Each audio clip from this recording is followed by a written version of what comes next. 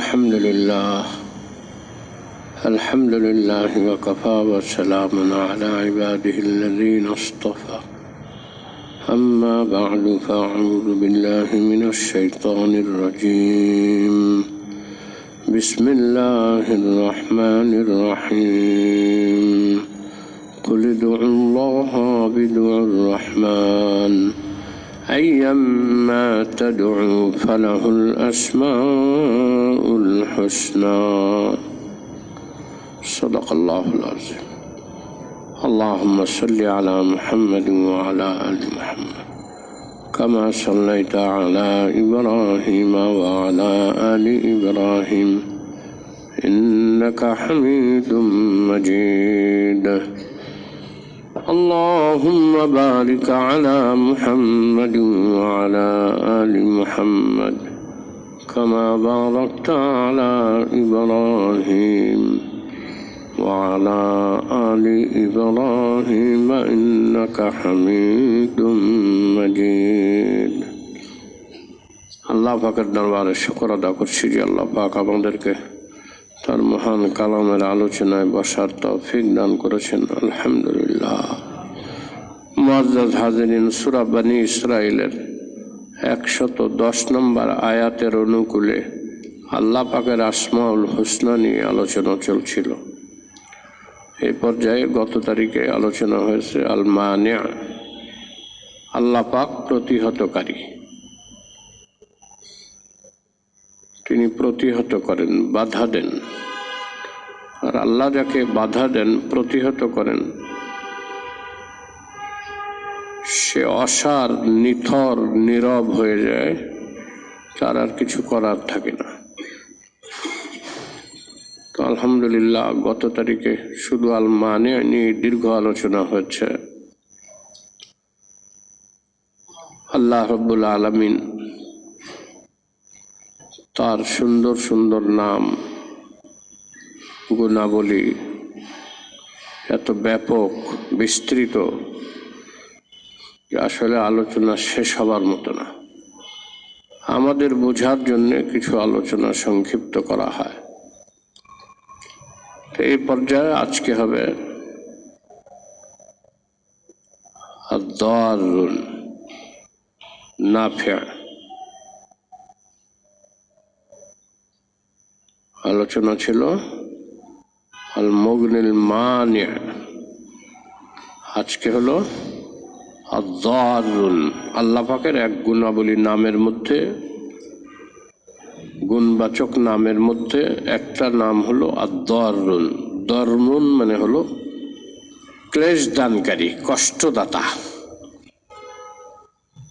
এটা ভালো নাম এলো কেমনে?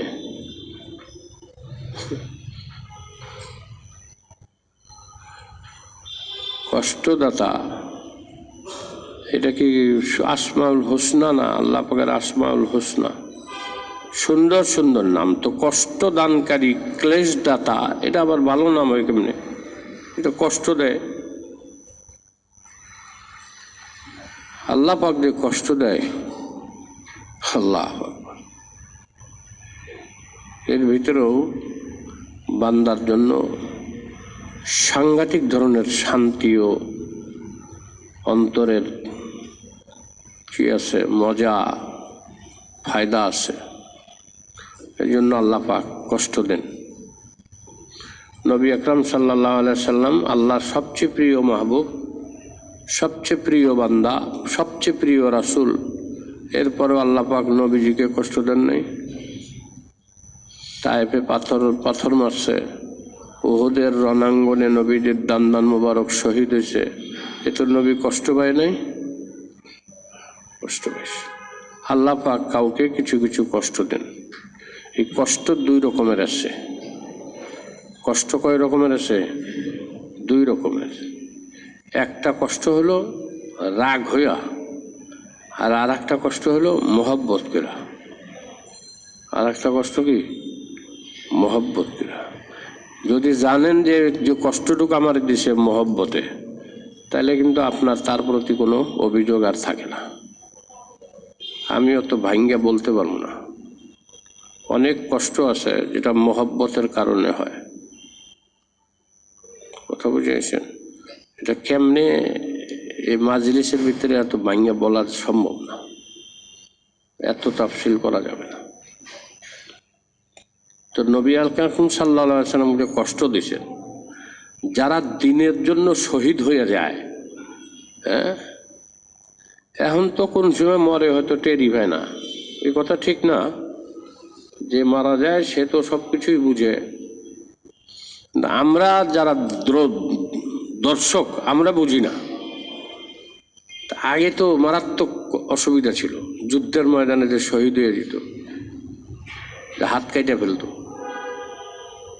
তলোয়ারের আঘাত দিছে প্রতিপক্ষর, এমন ভাবে আঘাত করছে যে প্রতিপক্ষর হাত কাইটা পড়েছে, অথবা হাত কাইটা চামড়ার সাথে ঝুল্লা রয়েছে, এমন আঘাত করছে যে নারী বুড়ি বাইরে গেছে। এগুলা কষ্ট না? এই যে কষ্ট দেন, এই কষ্ট আল্লাহ পাক কাউকে মহব্বতে দেন, কাউকে গোস্বা হইয়া ক্রোধান্বিত হইয়া কষ্ট দেন।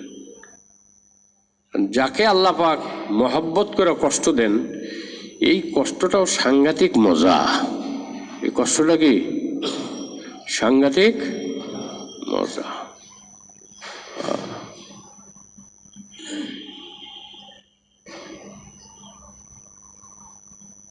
যারা শাহাদাত বরণ করে এরা আত্মা বাইর হয়ে যাওয়ার আগে তাদের ঠোঁটের কোণে হাসির ঝিলিক দেখা যায়। মুফাসসিরিন কেরাম লিখেন যে এই হাসি কোনো দুর্ভাগার নসিব হবে না, এটা এমন দামি হাসি, এটা কোনো দুর্ভাগার নসিব হবে না, সৌভাগ্যবান বান্দারই নসিব হয়। শাহাদাতের সময় তার ঠোঁটের কোণে যে হাসির ঝিলিক হয়, যে আনন্দের ঝিলিক হয়। এই জন্য নবী আকরাম সাল্লাল্লাহু আলাইহি সাল্লাম বলছেন, আমি তো চাই যে আল্লাহর রাস্তায় শহীদ হয়ে যাই, আল্লাহ আমারে আবার জীবিত করুক, আবার শহীদ হয়ে যাই, আবার জীবিত করুক, আবার শহীদ হয়ে যাই, আবার জীবিত করুক, আবার শহীদ হয়ে যাই, আবার জীবিত করুক। এইভাবে আল্লাহ যদি আমারে 100 বার শহীদ হওয়ার তৌফিক দিতেন তাহলে আমি আরো বেশি খুশি হতাম। কেন? এটা কি কোনো আরামের নাকি? এটা কোনো আরামের? অসম্ভব। কারণ এই যে দরুন, আল্লাহ ক্লেশ দাতা, কষ্ট দেন, এই ক্লেশের ভিতরে মজা আছে।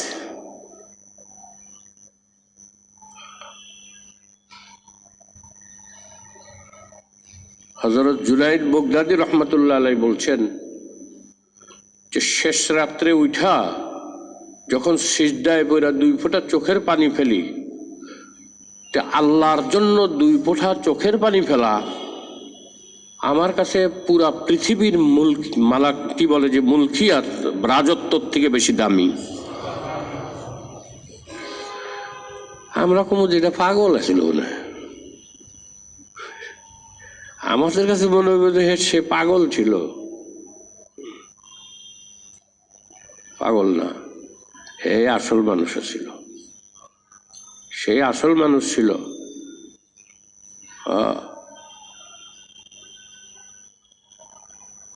হযরত জুনাইদ বাগদাদী বলছেন, আমি যে কত সূক্ষ্ম সূক্ষ্ম কথা আল্লাহ আমার অন্তরে ঢালতেন, কি যে হাকিকত, মারিফাত, দাকিকাত, সূক্ষ্ম কথা, অত্যন্ত অন্তরস্পর্শী কথা, হৃদয় কারা কথা, অত্যন্ত যৌক্তিক এবং যুক্তির নিরিখে এমন দামি দামি কথা বলছি, আমি আল্লাহর কাছে এগুলো আমার কিচ্ছু কবুল হয়নি,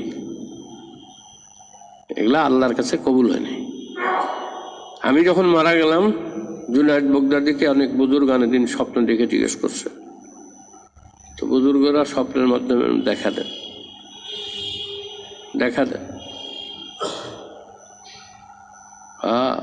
বুজুর্গরা স্বপ্নের মাধ্যমে দেখা দেন।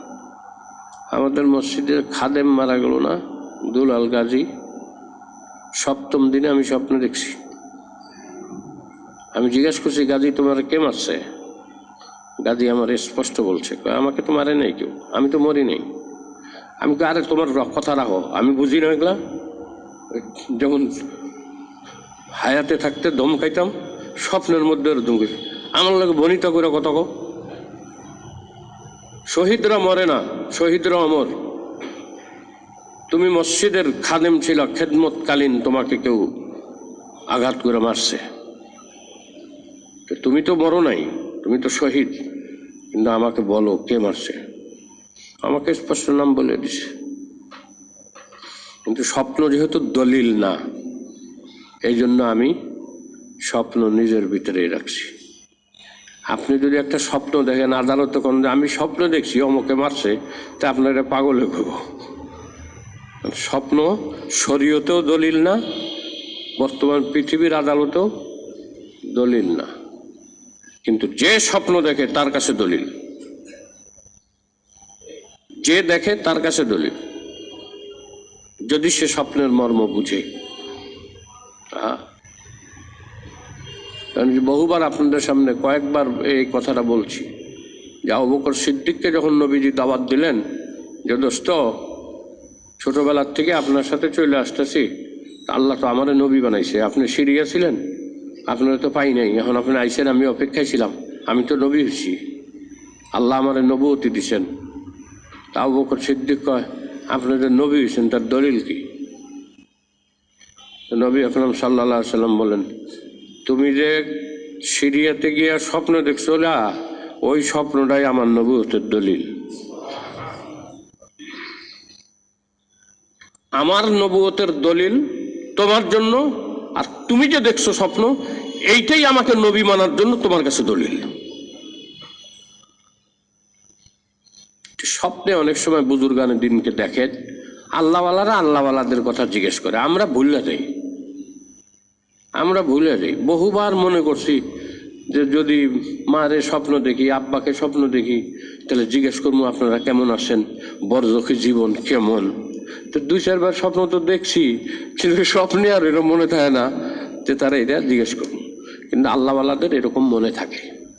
তা আল্লাহওয়ালারা জিজ্ঞেস করছেন জুনায়েদ বাগদাদীকে যে আল্লাহ আপনার সাথে কিরম ব্যবহার করলো? আল্লাহ আমাকে মাফ করে দিয়েছেন। কি জন্য মাফ করলো? আমি যে এত বড় বড় মিটিং করছি, প্রোগ্রাম করছি, বয়ান করছি, ওয়াজ করছি, আলেম ওলামাদেরকে শিক্ষা দিছি, এই যে বড় বড় সূক্ষ্ম সূক্ষ্ম কথা বলছি, আল্লাহ এটি একটারও পাত্তা দেয়নি। তাহলে মাফ করলো কে রে? কি জন্য মাফ করলো? ওই যে শেষ রাত্রে উঠা একেরে ডুকরাইয়া কান্দা কান্দা যে চোখের দুটো পানি ফেলাইতে আল্লাহ লাগছে, মাপ চাইতাম, আল্লাহ আমার চোখের ওই পানির সাংঘাতিক রকম দাম দিচ্ছে। আমরা পাগল বলি আর যাই বলি। তো জুনায়েদ বাগদাদী শেষ রাতে উঠে যে কাঁদছেন, তো শেষ রাতে উঠা কি সব লোক কাঁদতে পারে? পারবে না। শেষ রাতে উঠা যারা কাঁদতে পারে এরা সৌভাগ্যবান। আর অন্য যারা কাঁদতে পারে না, এদেরকে আমি দুর্ভাগ্য কব না, তারা দুর্ভাগা এই কথা বলবো না, আমি জানি না তারা কারা। কিন্তু এতটুকু সত্যি, যারা শেষ রাত্রে উঠা আল্লাহর কাছে 2 রাকাত সিজদায় পড়ে আল্লাহর কাছে নিজের গুনাহ মাপ চায়, আর আল্লাহ পাককে চায় যে আল্লাহ আমি তোমাকেই, তোমার কাছে চাই, আসআলুকা মিনকা। হাদিসেও নবী দোয়া শিখেছেন, আল্লাহ আমি আপনারে চাই, আপনার কাছেই আপনারে চাই।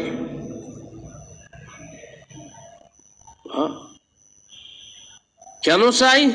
যে আপনি যদি আমার হয়ে যান আর বলেন যে ঠিক আছে আমি তোর হয়ে গেলাম, তাইলে আমার দুনিয়া আখিরাতে আর কোনো কিছু লাগবে না।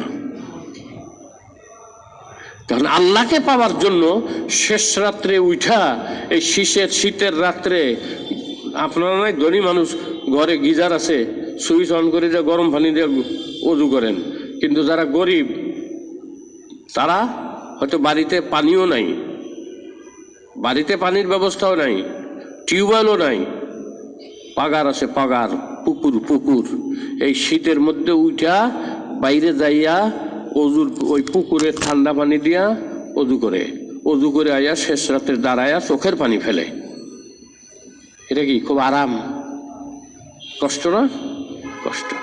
তা আল্লাহ কষ্ট যে এর দেন, যারে আল্লাহ শেষ রাত্রে উঠা তাহাজ্জুদ পড়ার কষ্ট দিছেন, তাহলে যাই না রাখেন যে আল্লাহ রাব্বুল আলামিন তার ব্যাপারে সাংঘাতিক ধরনের খুশি হয়ে গেছেন। এটা যে কেউ এই সৌভাগ্য পায় না, অনেক চেষ্টা করেও পাবেন না। এটা বড় মারাত্মক জিনিস। যারা 40 দিন তাকবীরে উলার সাথে নামাজ পড়ে, আপনি মনে করেন কি খুব সহজ কাম? আপনাকে যদি আমি বলি যে আপনি আজকালের ভিতরে 100 রাকাত নফল নামাজ পড়বেন, এটা সহজ। কিন্তু 40 দিন তাকবীরে উলার সাথে জামাতে নামাজ পড়া, এটা মারাত্মক কঠিন। আমি বহুবার দেখছি। সত্যি কথা বলতে একবার মনে হয় পারছি, আর একবারও পারি নাই। দেখা যায় যে 38 দিনের দিন, 39 দিনের দিন এমন একটা কাম ঘটে যার তাকবীরে উলা পাই না। জামাত পায় কিন্তু তাকবীরে উলা পাই না, ছুটতে যায়। কঠিন কাজ। তা আল্লাহ যারে তাকবীরে উলার সাথে নামাজ পড়ার তৌফিক দিছে, এই তাকবীরে উলা ধরাটা কি আপনি মনে করেন খুব সহজ? কি কঠিন! কত আগের থেকে রেডি হইতে হবে, কত আগে প্রিপারেশন নিতে হবে, কত নিজের শারীরিক সক্ষমতার প্রতি যত্নশীল হইতে হবে, কত কাজ আপনাকে বাদ দিতে হবে। আপনি হিসাব করছেন? এই হলো কষ্ট, ক্লেশ দেন আল্লাহ, কষ্ট ক্লেশ দেন। যদি আল্লাহ মহব্বত করে দেন তো এটা বান্দার জন্য খুব সৌভাগ্য। আর যদি গজবের সাথে শাস্তি দেওয়ার ইরাদায় দেন, এটা বড় বান্দার জন্য বড় খারাপ। এখন আল্লাহ দারুন, কষ্ট তো দেবেনি, মহব্বত করেও দিতে পারেন, রাগ হইয়া গোস্সা হইয়া শাস্তি স্বরূপও দিতে পারেন। যদি মহব্বতের সাথে দেন বান্দার জন্য সৌভাগ্য, আর যদি গোস্সা হইয়া ক্রোধের সাথে দেন শাস্তি হিসাবে দেন, যেটা বান্দার জন্য দুর্ভাগ্য। কিন্তু আল্লাহ যদি দরুন না হইতেন, তাইলে একজনকে শাস্তি স্বরূপই বা কি কষ্ট দিতেন, আর মহব্বত করেই বা কি কষ্ট দিতেন? মহব্বত করেই বা কি কষ্ট দিতেন?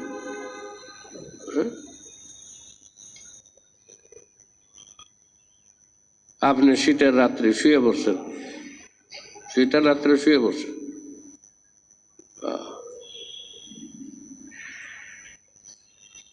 এমন সময় আপনার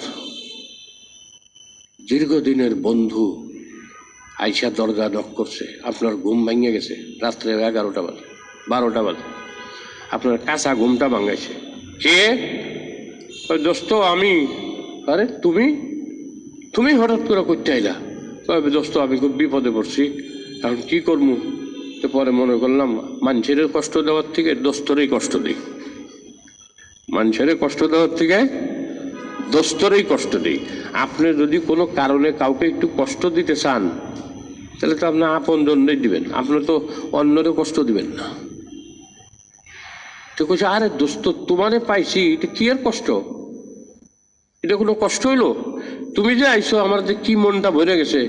এখন কি করে, স্বামী স্ত্রী দুইজন উঠছে, উঠটা রান্না বান্না করছে, এই রাত্রে উঠটা দোস্ত গেছে মাপসাই, দোস্ত কিছু খাওয়া লাগবো না, সকালে খামুনি। বা এটা হইলো নাকি? দোস্তের লেগে যদি এইটুকু কষ্ট আমি না করতে পারি, তাহলে আমি কি দোস্ত তোমার? আমি তোমার রান্না বাইরা খাওয়াইয়া তারপর তোমার ঘুম পাড়ামু, বিছনা টিছনা করে দিয়া মশারিটা নেয় ল্যাপটপ দিয়া তুমি ঘুমাবা, তারপরে আমি ঘুমাবো।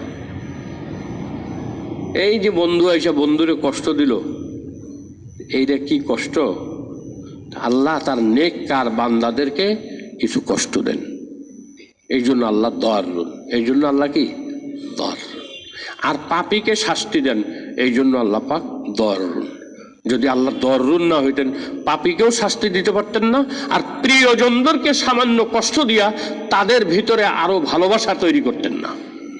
এই জন্য আল্লাহ পাক দরুন। কাজে আশা করি যে দরুন এটা কোনো খারাপ সিফত না, এটা কোনো খারাপ সিফত না। আসমাউল হুসনা সুন্দর নাম।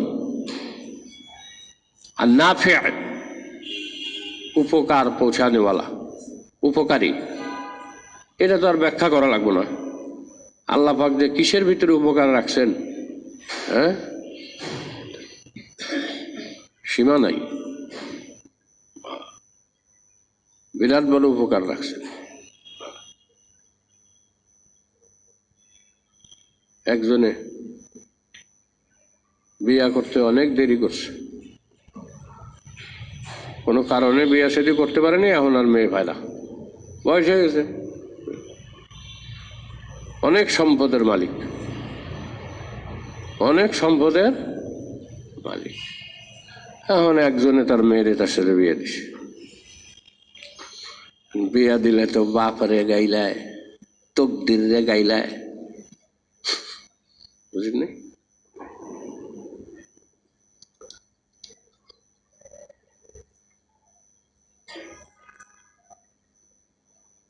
দুঃখের গান গায়, সখী গো আমার মন বালানা, বুঝলি?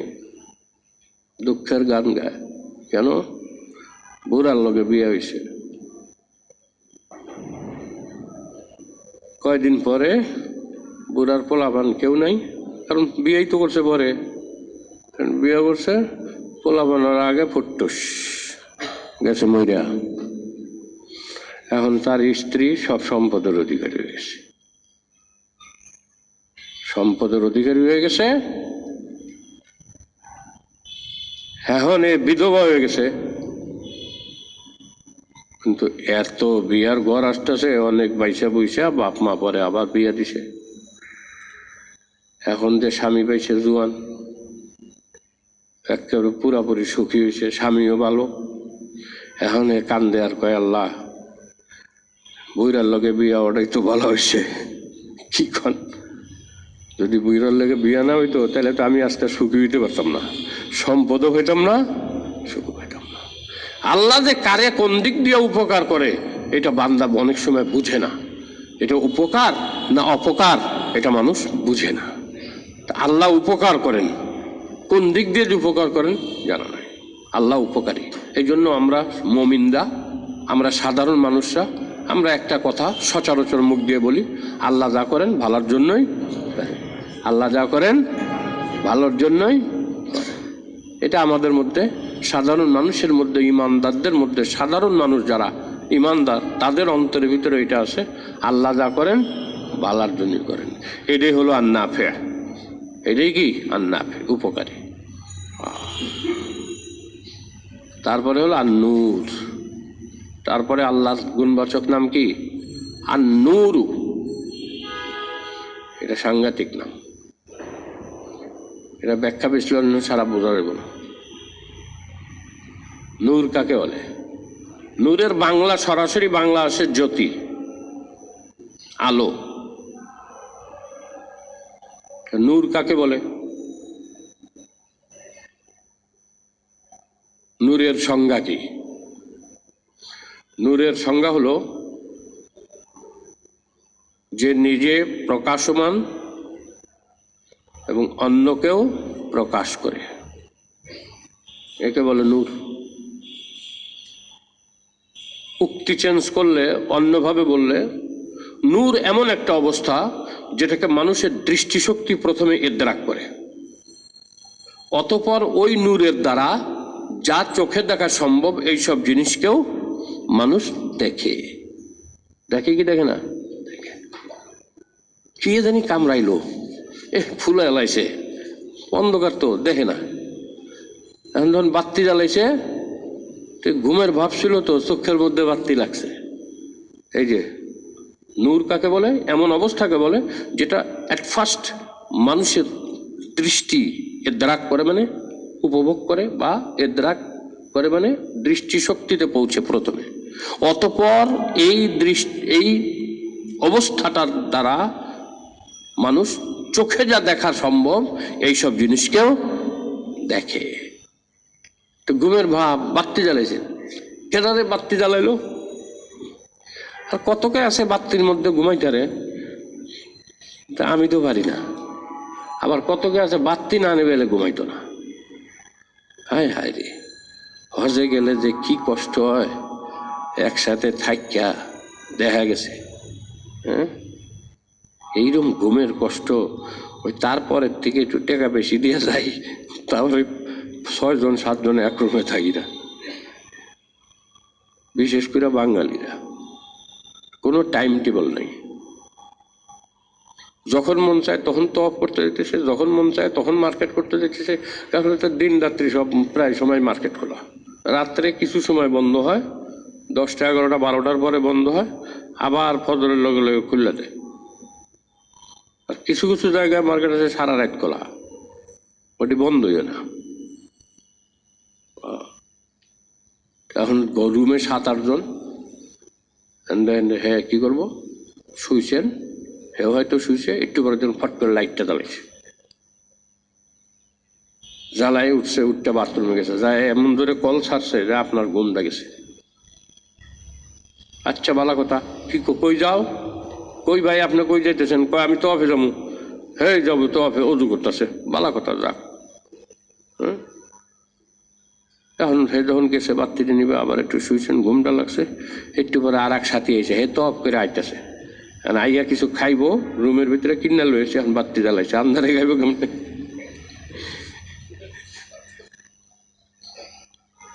এখন শুইছেন, এই বেটাও শুইছে, আবার একটু ঘুমটা লাগছে, এই সময় আর এক বেটা আইছে মার্কেটিং কইরা।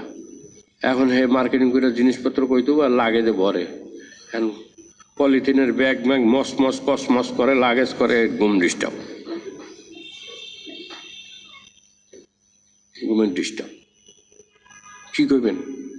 এই জন্য আল্লাহ আগেই কইছে তোমার হজ কবুল হইব যদি তুমি কারো লগে ঝগড়া না করো।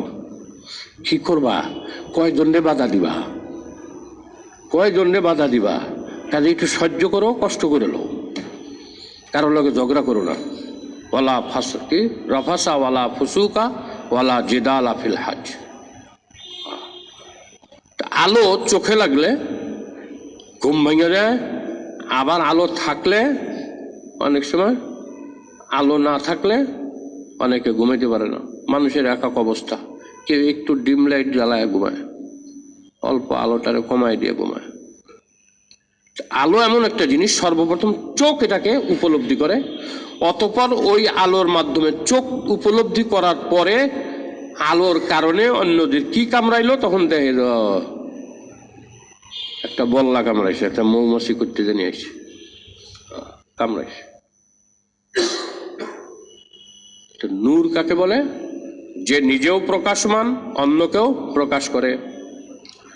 আর এক অর্থে যে নূর ওই অবস্থাকে বলা হয় যে অবস্থাটা সর্বপ্রথম দৃষ্টিশক্তি ক্যাচ করে, তাকে ক্যাচ করে, অতঃপর ওই আলোর কারণে, ওই অবস্থার কারণে মানুষের চোখ অন্য সব কিছু দেখে।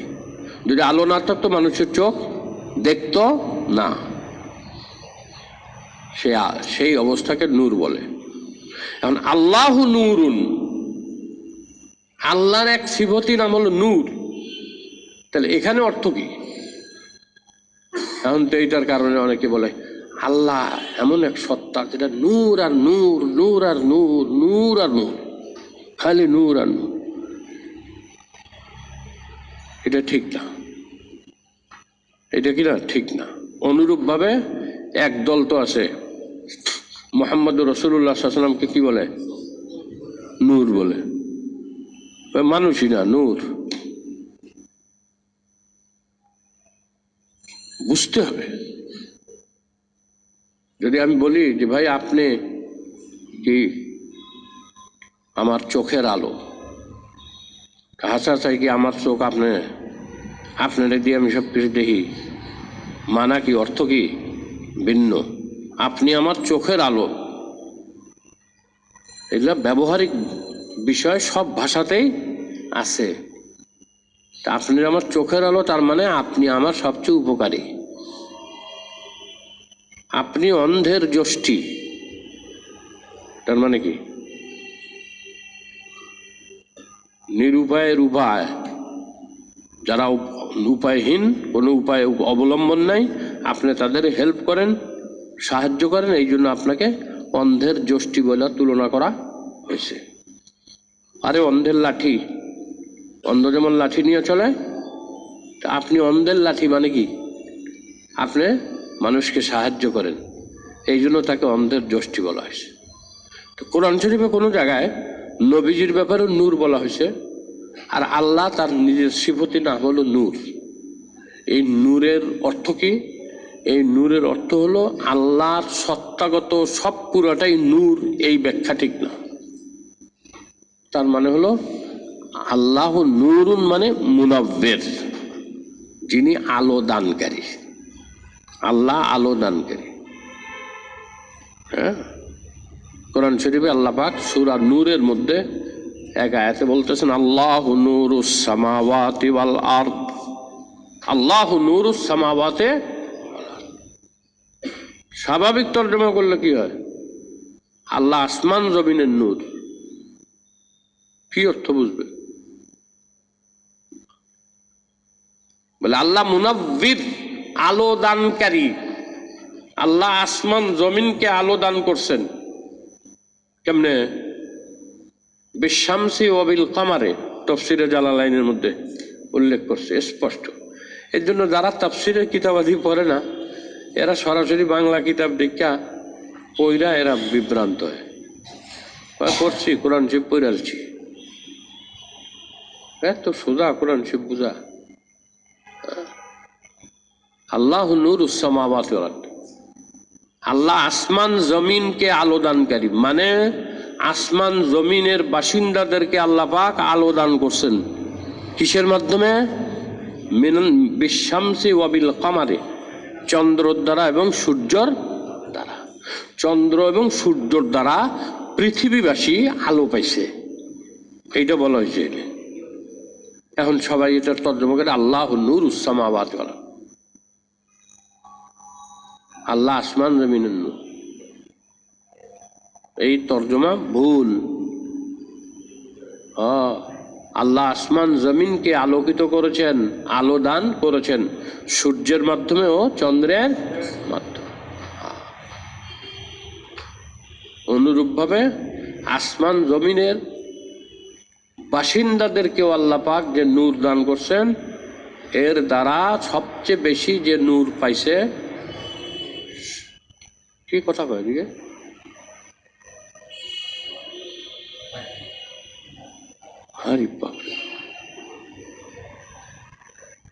সবচেয়ে বেশি আল্লাহ পাক নূর দ্বারা উপকৃত করছেন কারে? মুহাম্মদুর রাসূলুল্লাহ সাল্লাল্লাহু আলাইহি ওয়াসাল্লাম। এখন আল্লাহ এখানে দৃষ্টান্ত দিছেন, মাসালু নূরিহি কামিশকাতিন ফিহা মিসবাহ, আল মিসবাহু ফি জুজাজা। মাসালু নূরিহি, তার নূরের দৃষ্টান্ত। এখন তার বলতে কি বোঝায়? নূরিহি প্রোনাউন, সর্বনাম। সর্বনাম দ্বারা কোন দিকে ইঙ্গিত করা হয়েছে? সে, তার, তাহার। তাহার কে? সে কে? সর্বনাম। সর্বনাম দ্বারা কারো বুঝাইছে? মাসালু নূরিহি, তার নূরের দৃষ্টান্ত। এখন যদি আপনি সরাসরি আল্লাহকে নূর মনে করেন, তাইলে তর্জমা গলত করবেন। মাসালু নূরিহি অর্থাৎ আল্লাহ পাক যে নূর দান করেন, এই নূর দানের দৃষ্টান্ত। এটা যদি বলেন আর গোলমাল লাগবে না। আর যদি বলেন আল্লাহর নূরের দৃষ্টান্ত, তাইলেই ভুল করবেন, বিভিন্ন প্রশ্নের সম্মুখীন হবেন। আল্লাহ যে মানুষকেও নূর দেন, এর দৃষ্টান্ত কেমন? আল্লাহ সেই দৃষ্টান্ত এই কোরআন শরীফে সূরা নূরের এই আয়াতে বর্ণনা করছেন। যেমন লম্বা চূড়া কথা না, সংক্ষিপ্ত কথা হলো এই যে আয়াতের মধ্যে বলা হয়েছে কামিশকাতিন ফিহা মিসবাহ, যেমন একটা কুলুঙ্গি। কুলুঙ্গি কি বলে? এটা তো শুদ্ধ বাংলা বললে হলাম, সাধারণ বাংলা কি?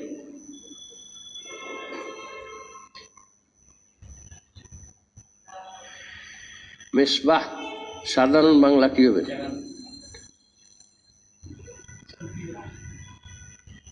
মানে চেরাগ।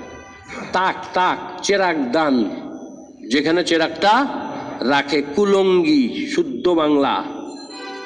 ঘরে দেখবেন আগেকার বাড়িতে কি করতো? খাস কাটা তাক থাকতো, ওইখানে মোমবাতি জ্বালায় দিত, আর ঘরের ডিজাইন এমন ভাবে করতো পুরো ঘর আলোকিত হয়ে যেত। অথবা যেসব ঘর অনেক বড় হইতো সেসবের জায়গায় মশাল জ্বালায় রাখতো। দেখেন না এরকম কোনো কিছু?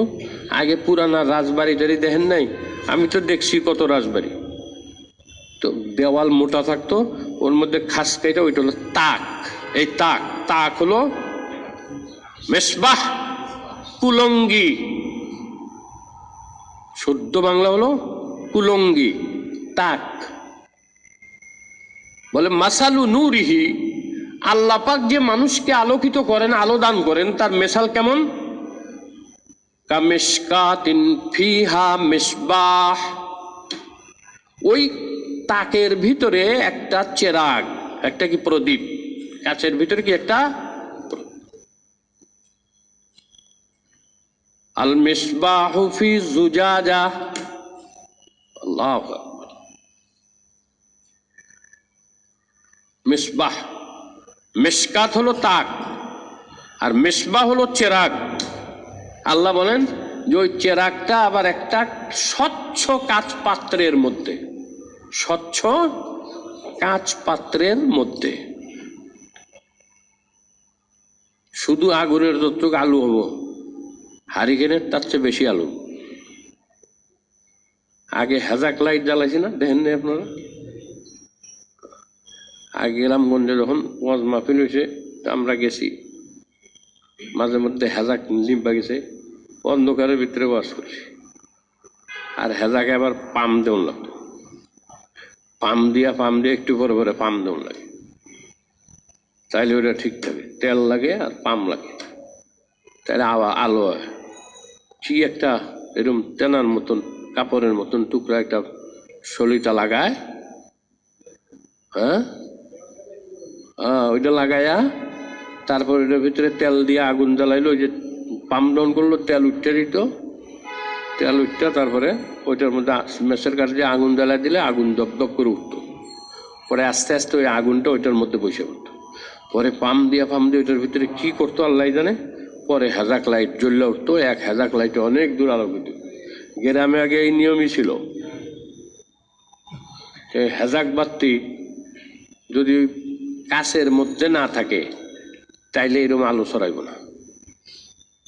জুজাজা, আল মিসবাহু ফি জুজাজা। আল্লাহ বলেন যে আল্লাহ যে মানুষকে আলোকিত করেন, আলো দান করেন, এর একটা উপমা আল্লাহ রাব্বুল আলামিন দিচ্ছেন। সেটা কি? যে এমন একটা তাকে একটা প্রদীপ আছে, ওই প্রদীপটা স্বচ্ছ কাঁচ দ্বারা বেষ্টিত, স্বচ্ছ কাঁচ দ্বারা বেষ্টিত। আর ওই প্রদীপটা জ্বলে শাজারাতিম মুবারাকা, জৈতুনা, জৈতুন তেল দিয়া। জৈতুন তেলের যেই প্রদীপ কাঁচ দিয়ে ঘেরা আছে, এইটার আলো ওই সময়ের জামানায় সবচেয়ে বেশি হইত। অন্য কোনো তেল দ্বারা এত আলো হইতো না।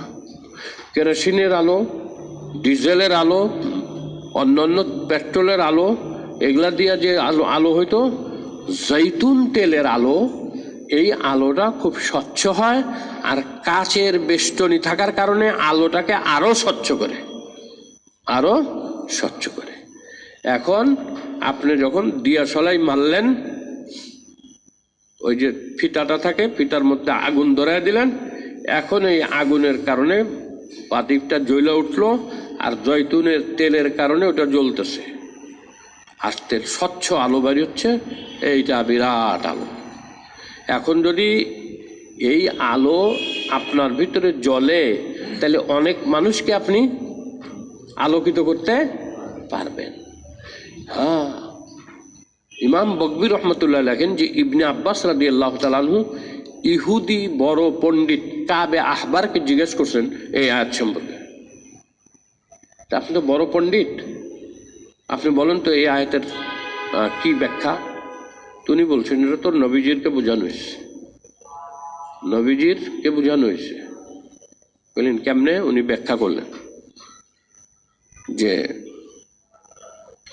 নবীজির পবিত্র বক্ষ দেশকে মিশকাত বলা হয়েছে, নবীজির বুককে কি বলা হয়েছে? মিশকাত, তাক। প্রদীপ দান। আর চেরাগ বলা হয়েছে তার অন্তরকে, কলবকে। প্রদীপ, প্রদীপকে কি বলা হয়েছে? চেরাগ। চেরাগ বলা হয়েছে তার অন্তরকে। তাহলে নবীজির বক্ষ হলো প্রদীপ দান, আর অন্তর হলো প্রদীপ। অন্তর হলো কি? প্রদীপ। আর এই প্রদীপকে স্বচ্ছ কাচপাত্র ঢাইকে দিছে। স্বচ্ছ কাচপাত্র কি করছে? ঢাইকা দিছে। তো বক্ষ হলো, বললাম বক্ষ হলো প্রদীপ দান, আর প্রদীপটা হলো মিসবাহ। প্রদীপ হলো তার নবুয়ত, তার কি? নবুয়ত। আর অন্তরটা হলো স্বচ্ছ কাচপাত্রের সাথে সাদৃশ্য। কথা বুঝে আসছে? কাজে প্রদীপ দান নবীজির বক্ষ, আর তার কলব হলো কাচপাত্র, আর স্বচ্ছ কাচপাত্র হলো তার কলব, আর নবুয়ত হলো তার প্রদীপ। নবুয়ত হলো কি? প্রদীপ। এখন এই নবুয়তি প্রদীপ কিসে জ্বলে? একটা যোগ্যতা, একটা তেল। সেই তেলটা সবচেয়ে ভালো তেল, আল্লাহ বলছেন জৈতুন। কিন্তু নবীজির উদাহরণ হলো নবীজির যোগ্যতা। কেউ বলতে পারে যে নবীজিকে আল্লাহ পাক এরকম বানাইছেন।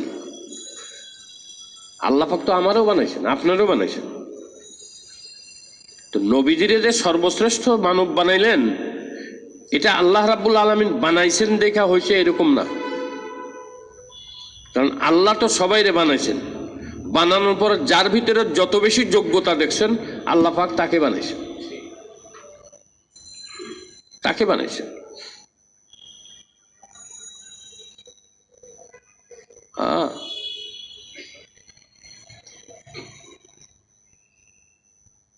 ওস্তাদ দেখে কোন ছাত্রের ভিতরে যোগ্যতা আছে, ওস্তাদের কথা মানে কে।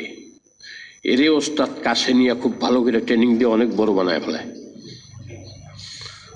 আর যার ভিতরে যোগ্যতা নাই, গাদামার কার ওস্তাদের মানে না, হেরে ওস্তাদ তো পরোয়া করে না। আইলে আইলো, না আইলে নাই, জাগা তোর কপাল তুই কা। নবীজির ভিতরে ওই যোগ্যতা ছিল। আল্লাহ তো সবাইরই যোগ্যতা দিছেন, কিন্তু নবীজির ভিতরে এই যোগ্যতা ছিল জন্মগতভাবে। সবার ভিতরে আল্লাহ যোগ্যতা দিছেন, নবীজির ভিতরে ছিল। এই যোগ্যতা হলো তেল। তেল জ্বলবো কিসে? তেল জ্বলবো কিসে? আগুন না পেলে? আগুন তো বিরাট জিনিস, দেয়া সলাই লাগবো না? অথবা পেট্রোল ম্যাচ টিপতে আগুন জ্বলে ওঠে, ওইটা গ্যাসের জলে বা একটা। কিন্তু ওই গ্যাসের যে জলে, ওইটার মধ্যে আবার একটা পাথর লাগে। ওই পাথর ছাড়া ওইটা জ্বলে না। হ্যাঁ, বুঝেন? কঠিন মনে হইতেছে খুব কথাটা। এই দিয়াশলাইয়ের কাঠি হলো এলমে ওহী। তার মানে আল্লাহ রাব্বুল আলামিন পৃথিবীর সমস্ত মানুষের মধ্যে আলো জ্বালানোর যোগ্যতা রাখছেন। কলব দিছেন, অন্তর দিছেন, বক্ষদেশ দিছেন, যোগ্যতা দিছেন, এবং ঈমান নামক জিনিসও আল্লাহ রাব্বুল আলামিন তার ভিতরে দিছেন। ঈমান আছে, এটা হলো আল্লাহর প্রদত্ত একটা আলো। এখন এই আলোটা আরো জ্বলা উঠবে যখন এলমে ওহী অনুযায়ী মানুষ চলবে। এলমে ওহী ছাড়া যদি মানুষ চলে, তাহলে ঈমানের ওই যোগ্যতা কোনো কাজ করবে না।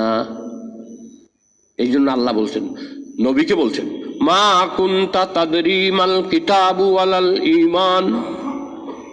আরে আপনি তো ঈমানও জানতেন না, চিনতেন না। মা কুনতা তাদরি মাল কিতাব। কিতাব কারে কয়? কারণ নবী কারো কাছে পড়ছে নাকি? নবীর ওস্তাদ আছে কেউ দেখাইতে পারবেন? পরে আল্লাহ তারে পড়াইব। এই জন্য আল্লাহ আগেই বলে দিয়েছেন, আপনি কিছুই জানতেন না। মা কুনতা তাদরি মাল কিতাব ওয়ালাল ঈমান। কিতাব কি, ঈমান কি, কিছু জানতেন না। ওয়ালাকিন জাআলনাহু নূরা। অতবার আমি কি করছি, আপনার অন্তরের ভিতরে যোগ্যতা রাখছি, নূর রাখছি, নূর প্রদীপ। আপনার অন্তরের ভিতরে একটা স্বচ্ছতা, এটা সমস্ত মানুষের অন্তরে আছে। হ্যাঁ, এই স্বচ্ছতাকে কাজে লাগাইতে পারবে সেই যে দিয়াশলাই দিয়ে আগুন ধরে, নইলে বাতি জ্বলব না। আর দিয়াশলাই দিল, এই আগুন হলো এলমে ওহি। কাজে এলমে ওহি ছাড়া কোনো মানুষ হেদায়েতের পথে চলতে পারবে না। এই হলো নূরের অর্থ। প্রত্যেক মানুষের ভিতরে নূর আছে, প্রত্যেক মানুষের ভিতরে প্রদীপ আছে, প্রত্যেক মানুষেরই প্রদীপ দান আছে, প্রত্যেক মানুষের ভিতরে তেল আছে। এখন আপনি এই যোগ্যতা নিয়ে বইয়া থেকে যোগ্যতাটা নষ্ট করবেন? আর যদি এলমে ওহিকে পুরাপুরি মানেন তাহলে আপনার ভিতরে নূর জ্বলে উঠবে। এখন নবীজি সাল্লাল্লাহু আলাইহি সাল্লাম দেখেন, নবুয়তি 23 বছর জীবনে তিনি কতটুকু আলো ছড়াইছেন। পৃথিবীর সবচেয়ে বদমাইশ আর সবচেয়ে খারাপ লোক যারা ছিল, ওদের পৃথিবীর সবচেয়ে সেরা মানুষ বানিয়েছেন। সাহাবায়ে কেরামের থেকে আর ভালো কেউ আছে? কোনো আল্লাহর ওলি সাহাবায়ে মাইনের সমকক্ষ হইতে পারবে? পারবে না। তো এরা কি ছিল আগে? এটা আল্লাহর নবীকে দিয়ে আল্লাহ বানাইছে। নবীজি আসলেন, মরুভূমির অন্ধকার দূর হয়ে গেল।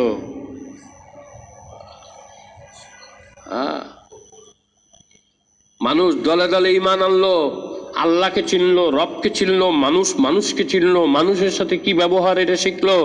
এই যে এইটাকে আলো বলা হয়েছে। নবীজি সাল্লাল্লাহু আলাইহি সাল্লাম মক্কায় আইসা নবুয়তির যোগ্যতায় আল্লাহ প্রদত্ত হেদায়েতের নূর অন্তরে যে ছিল, এরপরে এলমে ওহির মাধ্যমে তিনি জগতে আলো ছড়াইলেন। তিনি তো আলো ছড়াবার জন্য 23 বছর সাধনা করছেন। 17 বছর বয়সে তিনি গারে হেরাতে গেছেন। এই 17 বছর বয়সের থেকে প্রায়শই তিনি গারে হেরাতে যেতেন। একবারে যায় যে বেশ কয়দিন থাকতেন, বেশ কয়দিন থাকতেন। খাদিজাতুল কুবরা 55 বছর বয়স, তিনি যায় সেখানে খানা পৌঁছাইতেন। গারে হেরা, তারা হাজিরা দেখছেন জাবালে নূর কতটুকু উঁচা, এখানে খাবার পৌঁছাইছেন, যাই পারছেন। নবীজি গারে হেরা বসে বসে ধ্যান করতেন। কি ধ্যান করতেন? যে জগতের মানুষের শান্তি হবে কিসে, কিভাবে মানুষকে মুক্তি দেওয়া যায়।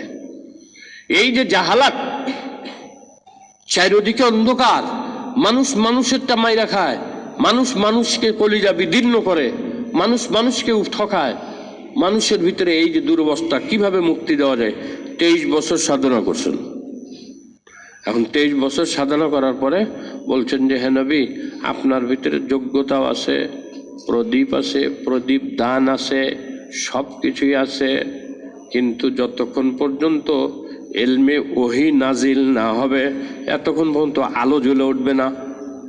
নবীজি 23 বছর সাধনা করছেন। করলে আল্লাহ পাক জিবরিল ফেরেশতাকে পাঠাইছেন, পাঠায় বলেন এবার এলমে ওহির অনুসরণ করেন। ইকরা বিসমি রাব্বিকাল্লাযী খালাক। যেই দিন ইকরা বিসমি রাব্বিকাল্লাযী নাজিল হলো, ওই দিন থেকে 63 বছর পর্যন্ত নবুয়তির 23 বছর। নবীদের জীবনে 23। 17 বছর বয়সের থেকে গাড়ে হেরা গেছেন, 40 বছরে নবুয়তি হয়েছে। এই 23 বছর উম্মতের কিভাবে কল্যাণ হবে চিন্তা ভাবনা করছেন, পথ তালাশ করছেন, পান নাই। এইটাই আল্লাহ পাক বলছেন, মা কুনতা তাদরি মাল কিতাব ওয়াল ঈমান। আপনি কিতাবও জানতেন না, ঈমানও বুঝতেন না। এখন ইকরা আপনি পড়েন, তখন আপনি পড়বেন। এখন নবীজি কয় মা আনা বিকারিন, আমি তো লেখাপড়া জানি না। ইকরা, আবার বলছে মা আনা বিকারিন, আমি তো পড়া জানি না।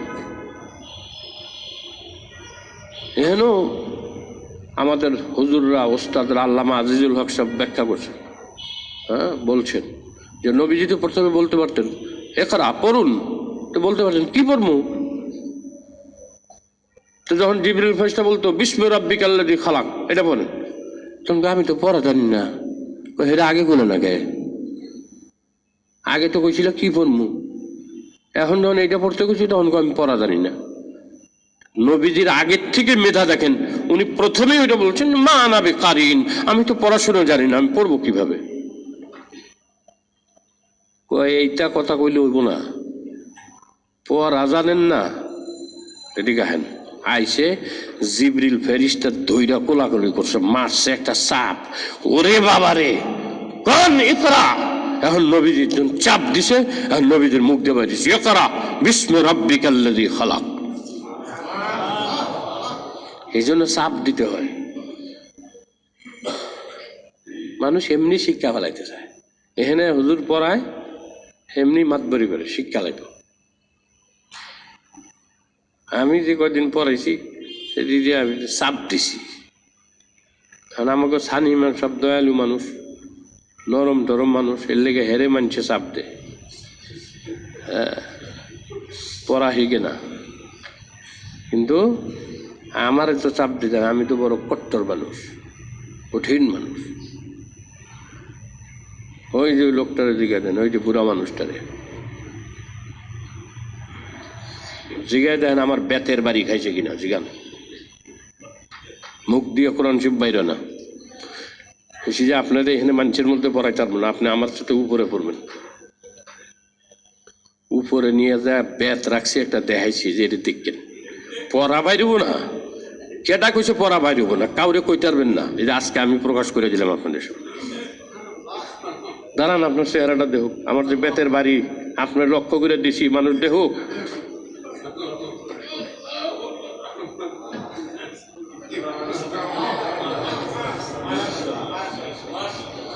করা বেতের বাড়ি, কি জোরে বাড়ি দিছি এর জিগান। এখন পড়া বাইরে না হয় জিগান। এখন যদি এটা অন্য কেউ মানতে পারবে, উনি সরল সোজা লোক দেখে এটা মানছে, হুজুরে আমার এইরকম জোরে বাড়ি দিল। হ্যাঁ, কেউ মানতো? দোলাদলি কইরা মানুষের সাথে কমিটিরে কইয়া আমার মসজিদে বাইর করে লাগতো।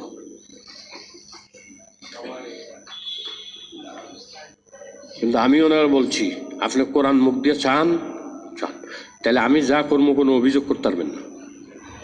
যখন এগুলা মানছে, এগুলা বুস্তুস দিয়ে উপরে নিয়ে গেছি, নিয়ে যায় একলা একলা পড়াইছি। আর যে বেত রাখছি একটা কষ্টিক পেছানো বেত,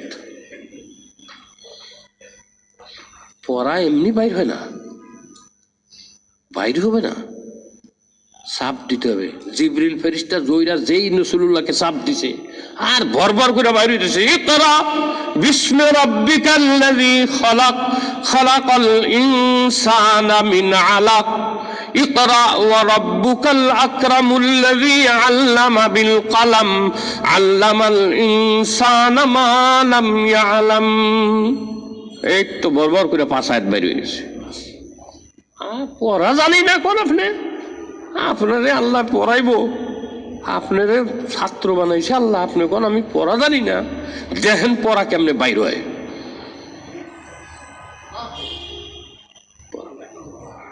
এখন যখন কোরআন নাজিল হয়েছে, দিয়া সলাই জ্বালায় দিছে, দিয়া সলাই জ্বালায়া আগুন জ্বালায় দিছে।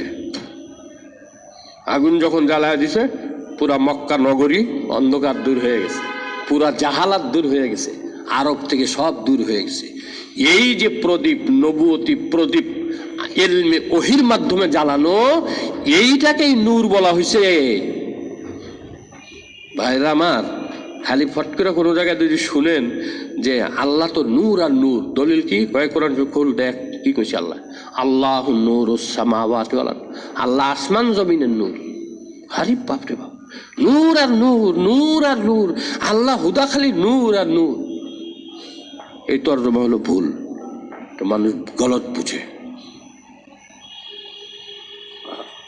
তাফসীরের কিতাব দেখেন, আমি আগেই জানি, তারপরে যদি আজকাল নূর আসে এই জন্য আগের থেকে আইছি, তাড়াতাড়ি আইসা তাফসীরের কিতাব দেখছি, আরও কিছু দেখছি, যাতে কোনো কথা বলতে ভুলা না যায়। আর যদি ভুলা যায়, এই জন্য কয়েকটা শব্দ নোট করছি, এটা সামনে রাখছি যাতে আমি আপনাদের ভুল না বলি। এত সোজা না। ইউটিউব চার্জ দিলেন আর আপনি আলেম হয়ে গেলেন গা। হ্যাঁ, এত সস্তা। ইউটিউবের মতো মারলেন, ফেসবুকে মারলেন, সার্চ দিলেন, বাস আইসে বললো নূরের অর্থ, আর আপনি বুঝে আনলেন। কোনোদিনও ইউটিউবে এগুলো আসবো না। ইউটিউব দেখে যদি মানুষ জানতে পারতো, সবই জানতে পারতো। মানুষ এটা বুঝে না। হ্যাঁ, মানুষ এটা বুঝে না। ইউটিউব দেখে যদি মানুষ ডাক্তার হয়ে যেত, ইউটিউব দেখে যদি মানুষ ইঞ্জিনিয়ার হয়ে যেত, তাহলে আর বুয়েট, ঢাকা ভার্সিটি, যাকে অক্সফোর্ডের সেরা বিশ্ববিদ্যালয় বলা হয়, এগুলা মানুষ এমনি এখানে ছাত্র ভর্তি হতো না। তা আপনি মনে করেন ডাক্তার ইঞ্জিনিয়ার হইতে পারে না ইউনিভার্সিটিতে, কলেজে ওস্তাদের কাছে পড়া ছাড়া, আর আপনি কোরআনের ব্যাখ্যা ওস্তাদের কাছে পড়া ছাড়া নিজে নিজে ব্যাখ্যা বুঝে লেছেন। হায় হায় রে, আপনার মতো নাদান, আপনার মতো মূর্খ আর কেউ নাই, কেউ নাই। নূর, আল্লাহর এক নাম কি? আল্লাহ পাকের আর এক নাম হলো হাদি, হেদায়েতকারী। কথা বুঝছেন? হেদায়েত দানকারী। হেদায়েতের সাথে নূরের সম্পর্ক আছে। নূরের কি আছে? সম্পর্ক। তা আল্লাহ যে হেদায়েতকারী, এটার দুইটা ব্যাখ্যা।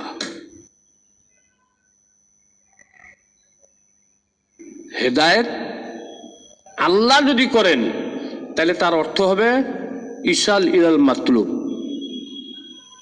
আল্লাহ যাদেরকে হেদায়েতের কথা বলছেন যে আমি হেদায়েত করছি, ওরা সব হেদায়েত প্রাপ্ত হয়েছে। আর হেদায়েতের শব্দের ক্রিয়া, ভার্ব, যখন অন্য কোনো আল্লাহ ছাড়া অন্য কোনো কর্তার সাথে সম্পৃক্ত হয়েছে, তখন তার অর্থ কিন্তু মানজিলে মাকসাদে পৌঁছানা, শুধু পথ দেখানো। দুই রকম। একটা হলো আপনি আমারে বললেন যে ভাই আমি ঢাকায় আছি, তা আমি একটু কেরানীগঞ্জে যাবো অমুকখানে। তা আমি বললাম যে আপনি তো নতুন আইসেন, যাইতে যাইতে পারবেন না, তা আপনি আমার সাথে চলেন। আমি নিজে নিয়ে যায় তার জায়গায় মতো যায় তার পৌঁছাই দিলাম। এটা কয় ইসাল ইলাল মাতলুব, এটা আল্লাহর সাথে সম্পৃক্ত। আর মানুষের সাথে সম্পৃক্ত যদি কয় যে কেরানীগঞ্জে যাবো, তাহলে মানুষ কি বলবো যে জানে, হ্যাঁ তারে পথ দেখাইব কেমনে? কয় এখান থেকে আপনি হাইটে হাইটে জিগাতলা দেবেন, জিগাতলা দেয়া হাজারিবাগের সিএনজিতে উঠবেন 10 টাকা দিয়ে, ওইখান থেকে ঝাউঝার গুদারাঘাটের সিএনজিতে উঠবেন 10 টাকা দিয়া, পরে গুদারা পার হবেন 10 টাকা দিয়া, পরে ওইখান থেকে আপনি রিক্সা নেবেন, রিক্সা নিয়ে অমুকখানে যাবেন। এই যে কয়ে দিলেন। অথবা যদি আপনার মন চায় গাড়ি আছে, তাহলে আপনি এদিক দিয়ে মোহাম্মদপুর দিয়া বসিলা ব্রিজ পার হইয়া সেই দিক দিয়ে যান, রাস্তা বলে দিলেন।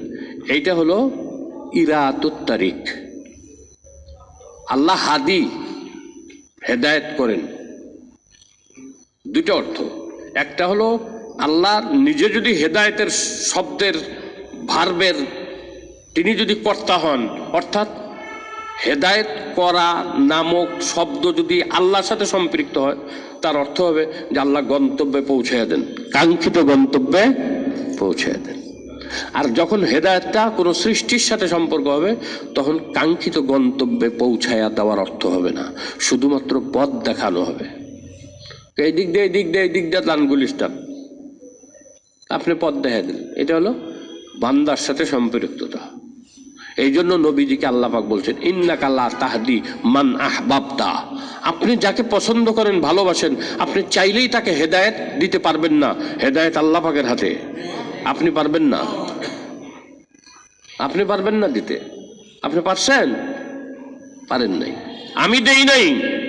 আবু তালেবকে আমি ইসাল ইলাল মাতলুব করি নাই, আপনি পারেন নাই। আপনি পথ দেখানে বলা, পথ দেখায় দিবেন। মানজিলে মাকসাদে পৌঁছানোর যে হেদায়েত, সেটা আমি করি। আর হেদায়েত সম্পর্কে আরো কিছু জরুরি কথা আছে, এই কথাগুলো আজকে আর বলা যাবে না, ইনশাআল্লাহ সামনে আলোচনা হবে, সময় নেই। সুবহানাল্লাহি ওয়া বিহামদিহি, সুবহানাকাল্লাহুম্মা ওয়া বিহামদিকা, আশহাদু আল্লা ইলাহা ইল্লা আনতা আস্তাগফিরুকা। আল্লাহুম্মা ইগফির লানা ইয়া হাইয়্যু ইয়া কাইয়্যুম বিরহমাতিকা আস্তাগফির। আল্লাহুম্মা ইহদিনা, আল্লাহুম্মা ইহদিনা সিরাতাল মুস্তাকিম, اللهم اهدنا الصراط المستقيم. اللهم إنا نسألك رضاك والجنة ونعوذ بك من غضبك. سبحان ربك. السلام على المرسلين والحمد لله.